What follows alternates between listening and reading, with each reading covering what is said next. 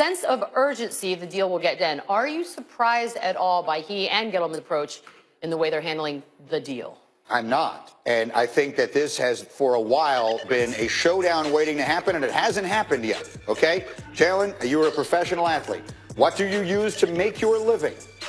You use your body. Correct. If I'm Odell Beckham Jr., I am not setting foot anywhere near a place that someone is going to hit me in anger until I have a new contract. I'm not doing it. I can show up to OTAs. I can show up and lift weights. I can show up and run routes and let Eli Manning practice throwing me passes. But if there's another guy wearing a different colored uniform that is going to hit me, I'm not going anywhere near it. I do not blame him for 1 second if he doesn't. So that showdown between the Giants and OBJ, I think, is definitely going to happen. You alluded to the bigger problem the last couple of days is how the NFL contracts are actually set up. That's the issue.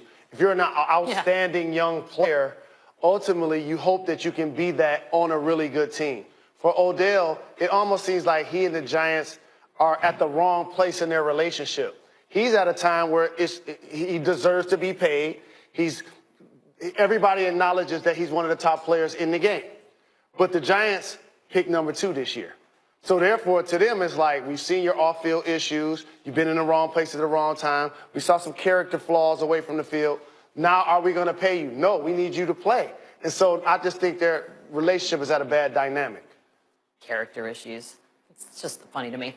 Very retired Hall of Fame quarterback Kurt Warner said he texted a coaching friend about making a comeback for 1 more year if the team really needed someone. He'll be 47 years old next month.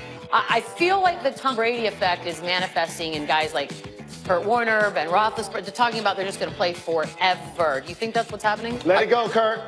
I guess. I mean, you know, there was a story in the notes this morning also that Rafael Palmeiro is trying to make a comeback to baseball at the age of 53. To play with his kid. To play with his kid, which is nice, but that he actually wanted. In his mind, he thought he could make it to the majors. I think that if you want to go big picture here, I think there is an element of we have to redefine what is old. Now, 46, 47, that is definitely old. That's old. And I think the ship has sailed on Kurt Warner, who also he got beat up a lot in his last couple of years. I would hate to see him come back and put himself in that kind of jeopardy. But I think that the big picture answer here is I do think that we have to redefine what constitutes old in sports today. I'll define it for you. Okay.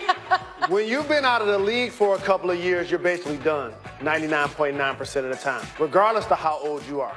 You could be 33, you could be 43. Once you're out of the league for 2 or 3 years, it seems like you're basically done. And Palmeiro coming back to play with his son at 50, that's just not going to happen. That would be great nostalgia. But how about this? I bet LeBron James sticks around long enough to possibly play in the league with his son. He wants to, right? Yes, indeed. The idea. By the way, Kurt Warner sold the rights to his life like 5 years ago.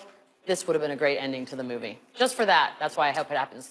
Former Secretary of State Condoleezza Rice showing more support for student athletes who want to benefit commercially on their athletic abilities. Quote, we believe that students ought to be able to benefit from name, image, and likeness, but you can't decide a program until you know the legal parameters. Is this a step in the right direction?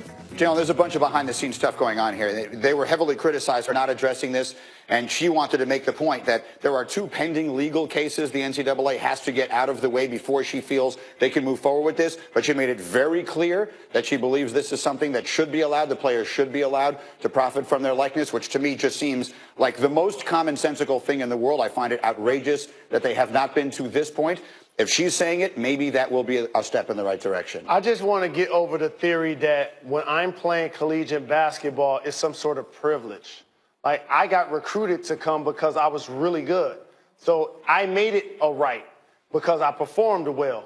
And once you get on campus, I know it's student athlete, but however, athletics take precedence. You can't tell the coach, hey, we have a big final exam coming up. You mind if I don't practice so I can get ready for it? So, and the thing is, once you accept the scholarship, you're also, in theory, signing a shoe deal that you don't get paid for.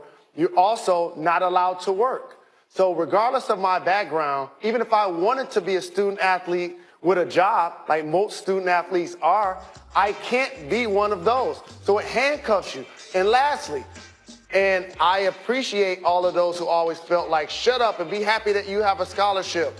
And, you know, What would I do if somebody was paying for my education, but somebody's not paying to watch you play basketball? Right. Somebody's not buying your jersey. So the fiscal dynamic is just all the way off. I think just the words being said out loud by someone with a little bit of power is a big step in the right direction, because up until now, no one even really wants to. They just want to shoo it and get it out of there and like, no, that's not ever happening. The way it is the way it's going to be. So, usually I'd say words aren't that valuable, but in this particular case, I feel like, all right, so let's really have this conversation, not just amongst talking heads that have no power, but let's have the people who are in control start to talk. And it should be pointed out, the people who have control are the university presidents themselves. The NCAA is, at the end of the day, it is just a big collaboration of all of the schools themselves. So people will point to the leadership of it, which is the NCAA and Dr. Mark Emmert, who is at the forefront of that. But the reality is he doesn't have the power to make that happen tomorrow if he wants to. Right. The schools have to make that decision. We'll wait and see if they do. But I agree with you. Someone like Condoleezza Rice saying that as publicly as she did, and I think she will continue to, I think does begin to put a level of public pressure on the university presidents that has not previously existed.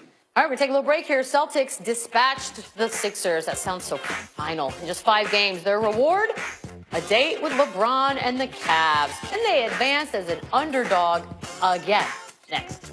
Never picking against them again. Ever. Never. I tried to tell you. I got the Cavs. Save on the hottest hardwood flooring styles at Lumber Liquidators this week at